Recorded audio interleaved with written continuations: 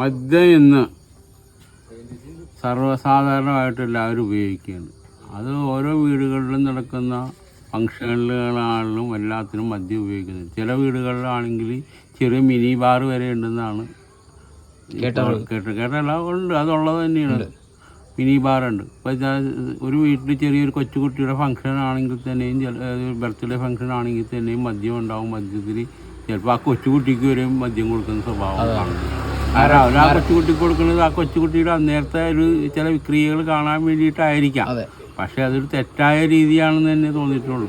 ശരിക്കും ജനനം മുതൽ മരണം വരെയും മദ്യത്തിന്റെ ഉപയോഗം എല്ലാ ഫംഗ്ഷനും ഉണ്ടെന്നാണ് പറയുന്നത്. അതെ, ശരിക്കും ജനനം മുതൽ മരണം വരെ ഒരു മരിച്ച വീട്ടിലാണെങ്കിലും മദ്യമില്ലെങ്കിൽ പല കാര്യങ്ങളും നടത്താൻ അത് അവർക്കത് ചിലർക്ക് ചെയ്യാൻ പറ്റാത്ത രീതി എന്നുള്ള രീതിയിലേക്ക് അതപ്പതിച്ചു പോയിരിക്കുന്നത്. അതാണ് ഇന്ന് ഇപ്പോൾ കണ്ടുകൊണ്ടിരിക്കുന്നത്. അത് ഇപ്പോൾ സമൂഹത്തിൽ ഇപ്പോൾ പിന്നെ ഇതിൽ വ്യത്യസ്തമായിട്ട് എനിക്ക് തോന്നിയിരിക്കുന്നത് എന്താണെന്ന് വെച്ചിട്ടുണ്ടെങ്കിൽ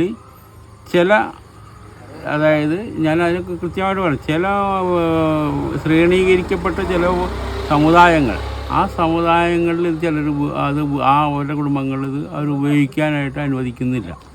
അത് ആ കുടുംബത്തിൻ്റെ പശ്ചാത്തല കാര്യങ്ങളെല്ലാം വെച്ച് പരിഗണിച്ചാണ് അവരുടെ മുതിർന്നവരായിട്ടുള്ള ആളുകൾ അതൊരു കാരണവശാലും അംഗീകരിക്കാത്തതും അത് ആ കുടുംബങ്ങളിൽ നടക്കില്ല. എന്നാൽ ഇതിൽ താഴേക്കിടയിലുള്ളതെന്ന് വെച്ചാൽ ഞാൻ അങ്ങനെ അല്ലെങ്കിൽ മനുഷ്യരെ കുറച്ച് കാണുന്നില്ല. അങ്ങനെ കുറച്ച് ആളുകൾ ഇത് ഉപയോഗിക്കുന്ന എന്ത് കാര്യത്തിനും മദ്യം വേണം എന്നുള്ള രീതിയിലേക്ക് വന്നിരിക്കും. ഇപ്പോൾ ഒരു കല്യാണം തന്നെ നടക്കുമ്പോഴെങ്കിൽ നേരത്തെയുള്ള കാലങ്ങളിൽ അയൽവക്കക്കാരും ബന്ധുക്കളും ഒക്കെ വന്ന് തലേദിവസം അല്ലെങ്കിൽ അതിന് മുമ്പൊക്കെ വന്ന് സഹകരിച്ച് പോകുന്നുണ്ട്.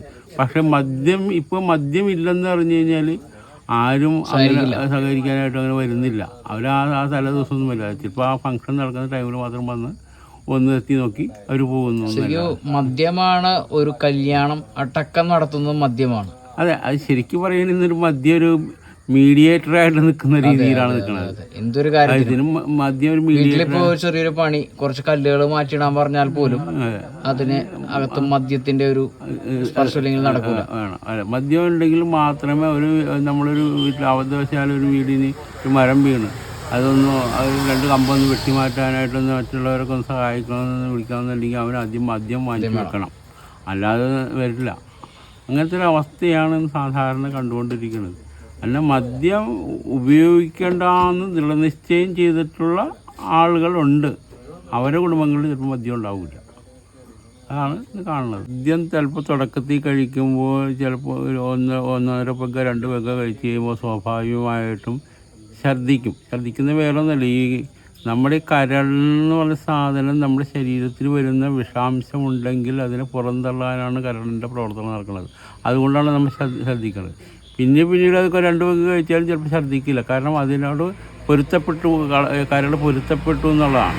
പക്ഷേ അതുകൊണ്ട് അങ്ങനെ കുറേശ്ശെ ഡോസ് കൂടി വരുമ്പോൾ ഇവരെല്ലാവരും വിചാരിക്കുന്നത് നമുക്ക് നല്ല ഹൈ കപ്പാസിറ്റി ഉണ്ടെന്നൊരു വിൽ പവർ, എനിക്ക് വലിയ ഹൈ കപ്പാസിറ്റി ഉണ്ടെന്നുള്ളതില്ല. പക്ഷേ എന്നാൽ അതിന് മനസ്സിലാക്കിയിരിക്കേണ്ടത് നമ്മൾ മദ്യം കഴിക്കുമ്പോൾ ഓരോ തവണയും അതിൻ്റെ ഡോസ് കൂട്ടും തോറും നമ്മുടെ കരളും അല്ലെങ്കിൽ തലച്ചോറും ഒക്കെ നശിച്ചുകൊണ്ടിരിക്കുക എന്നുള്ള എൻ്റെ സൂചനകളുണ്ട്. അതായത് ആദ്യം കഴിക്കുമ്പോൾ ചിലപ്പോൾ 1.5 പെഗ്ഗ 2 കഴിക്കുമ്പോൾ തന്നെ ഛർദ്ദിക്കുന്ന ആളുകളുണ്ട്. പക്ഷേ കൂടുതൽ ആൾക്കാരുടെ തെറ്റിദ്ധാരണ എന്ന് പറയുന്നത് അദ്ദേഹത്തിന് കപ്പാസിറ്റി കൂടുതലാണ്, ഇനി അധികം കഴിക്കാൻ എൻ്റെ ശരീരം സ്ട്രോങ് ആയി എന്നുള്ളൊരു തെറ്റിദ്ധാരണയാണ്.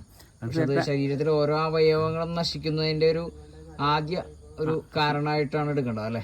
ആദ്യ സൂചനകളാണത്. കാരണം നമ്മൾ ഒരു 2 പെഗ്ഗ കഴിച്ചാലും പിന്നെ 5 പെഗ്ഗ കഴിച്ചാലും ഒരു കുഴപ്പമില്ലാത്ത ഛർദ്ദിക്കാത്ത രീതിയിൽ ഇരിക്കുന്നുണ്ടെങ്കിൽ അതിനർത്ഥം അവൻ്റെ കരളിൽ തകരാറുകൾ സംഭവിച്ചു തുടങ്ങിയിട്ടുണ്ടെന്നുള്ളതാണ്.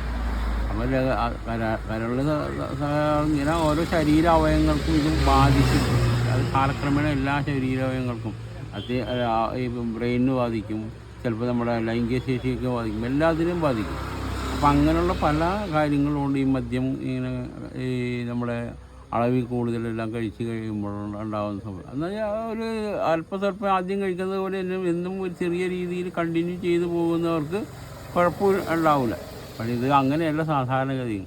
ചിലർ വിചാരിക്കുന്നത് കുറച്ച് കഴിക്കുമ്പോൾ ആ പതിവുള്ളത് കഴിക്കുമ്പോൾ തലക്കത് പിടിച്ചില്ല, എന്നാൽ പിന്നെ കുറച്ചുകൂടി കഴിക്കാം. ആ രീതിയിലേക്ക് ആ രീതിയിലേക്കും അവരെ നീങ്ങുകയാണ്. അപ്പോൾ ശരിക്കും ഒരു വിവരക്കുറവ് അല്ലെങ്കിൽ അതിനെക്കുറിച്ചുള്ള അറിവില്ലായ്മ എന്ന് തന്നെ വേണം പറയാൻ അല്ലേ? അല്ല, തീർച്ചയായിട്ടും അതിൻ്റെ ആ മദ്യത്തിൻ്റെ ദോഷത്തെ പറ്റിയുള്ള അറിവില്ലായ്മ തന്നെയാണ് ആളുകളിൽ അത് സംഭവിക്കണതെന്നാണ് ഞാൻ മനസ്സിലാക്കുന്നത്.